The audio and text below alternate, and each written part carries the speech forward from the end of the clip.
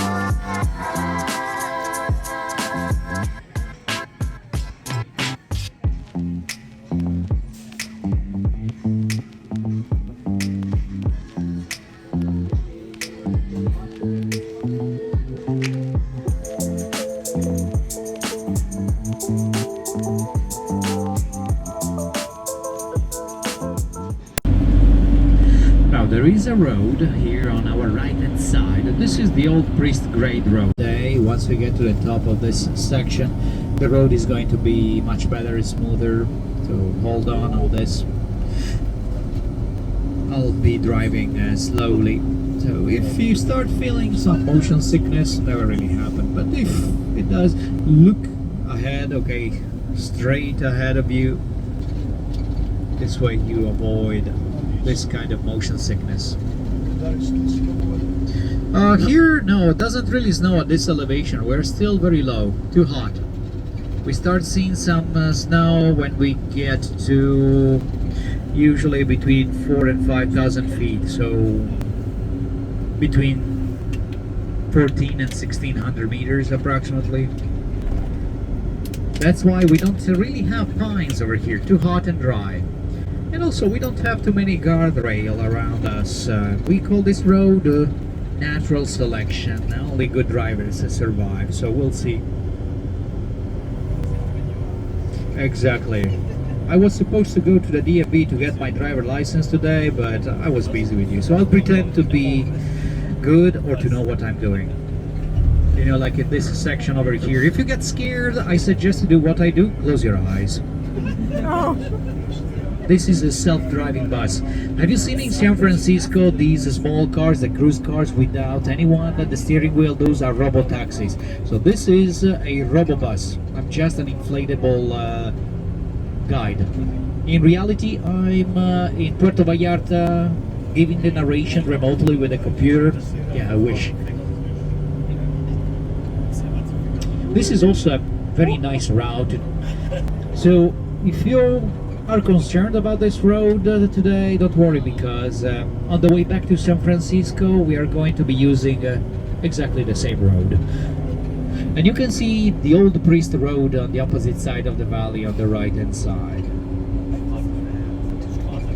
Very often when that road is open, the sheriff, the police leaves on the pullouts on the sides of the road gallons of water because, as I mentioned before, it gets very hot and overheats the engines.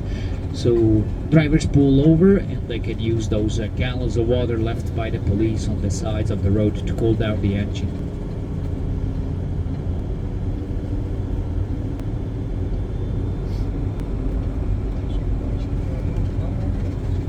There is another route that is amazing. It's the Pacific Highway 1 or the California Highway 1 between San Francisco and Los Angeles, especially in the area of Big Sur, the central part of California coastline. It's like this, but you have the ocean on the right hand side. On a day like today, the sky is blue, the ocean is going to be blue. You barely don't see the difference between the sky and the ocean. And it's a road like this, very windy. You have to do it the right way on a motorcycle. And sometimes you can see the whales because California is along the route of migration for humpback gray whales, sperm whales, etc. That they migrate from Alaska, Canada, all the way down to the Gulf of California in Mexico.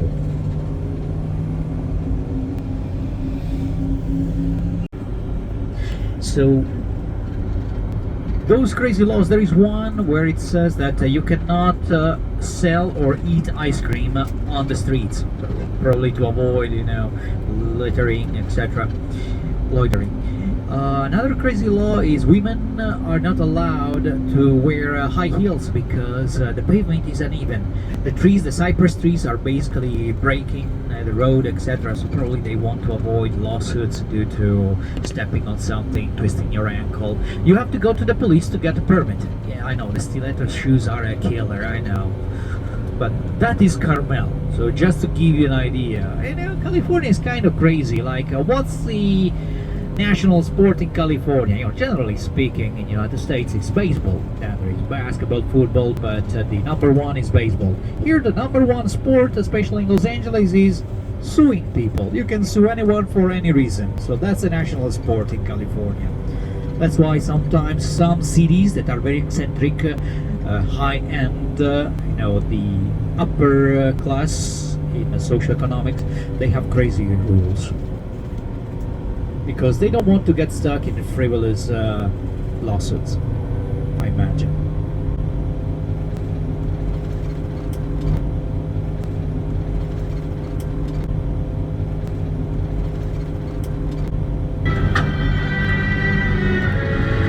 And all of them are bound together by a single source of life.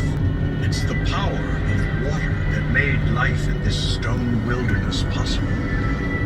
California's climate is changing, from flash floods to extreme drought. How will Yosemite endure as it faces an uncertain future?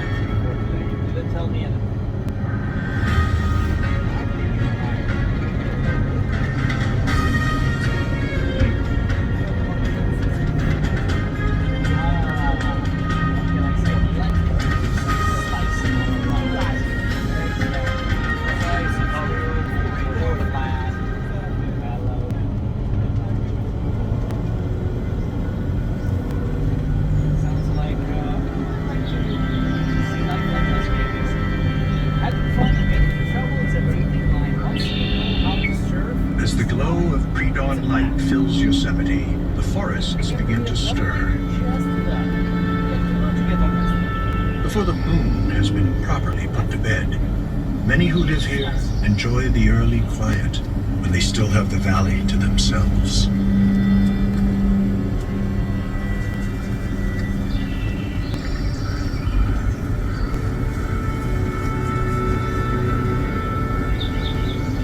Largest living trees.